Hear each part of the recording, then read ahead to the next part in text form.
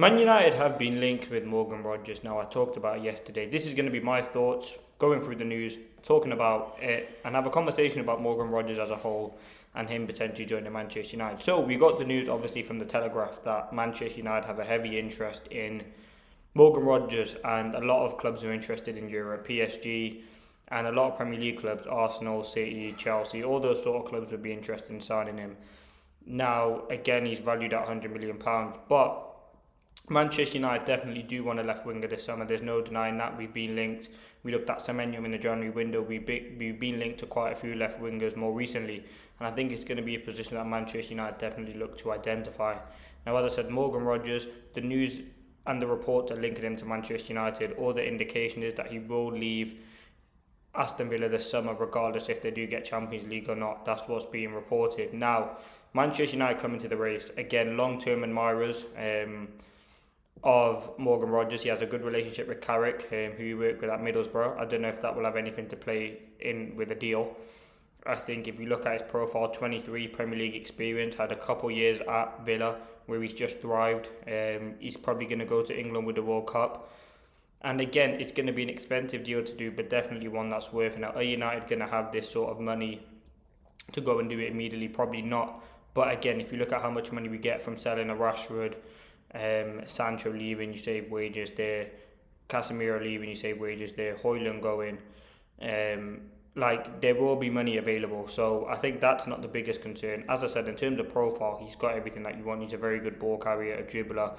He did just sign a contract, well, not just, but in November he signed a contract until 2031.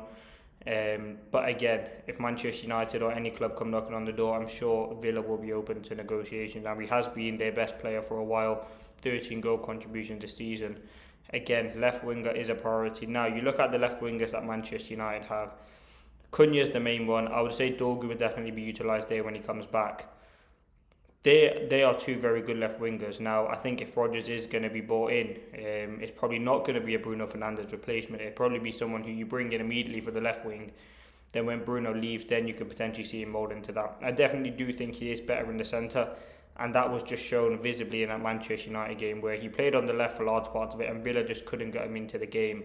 As soon as you moved him into the centre, he was more on the ball, he was more active, he was able to get into the half space, and where he looks more natural. Saying that though, when he played Manchester United at Villa Park, he scored 2 goals from the left-hand side. So it is kind of dependent on the game. I think Morgan Rogers is just an elite profile. As I said, he can score goal, create chances, and I think he's someone who United do have interest in. And obviously with Carrick being involved with the recruitment process, he could have potentially been the one to recommend Morgan Rogers. Now, again, I think he has a different profile to Cunha. I think he's someone who's probably got a bit more pace, probably can go on the outside a bit more. And again, he would definitely be someone I'd look at. Now, whether Manchester United, as I said, we're left wing kind of ranked highly on the list, I can only just give you my opinion, and that's, I think central midfield is going to be the main position United look to identify, which is right. We need to bring in 2, potentially 3 midfielders. Then you have to look at exits, whether that's getting rid of a centre-back, getting rid of the midfielders in Casemiro and Ugarte, going, sorting out Sancho's exit, Rashford's exit, Højlund's exit. But then I definitely do think left wing will be a priority. I think on the right-hand side of the attack, we're pretty set there with Ahmad and Mbeumo. They're 2 very good players. They're competing to get into the team with hopefully Champions League involved. They'll be able to rotate, or whoever have that spot. Centrally, again, you have Sesko. Xerxes will probably still be here. I know I talked about him potentially leaving yesterday, but I think he will still be here. You'd have Sesko as well, and Mbeumo could fit in there. And then on the left, you have Cunha, Dorgu, but I do think we need another body there. And the thing that I would say about Rogers is he's not an out-and-out winger. He's someone who I think has transitioned into that role this season, mainly under Emery. But when you do watch him, when you watch Rodgers at his best, and where he's probably going to play for England, will be centrally. But there's no denying United have an interest in him. And so too will a lot of Premier League clubs. I think he probably will be up there with one of the most in-demand players in the league this season.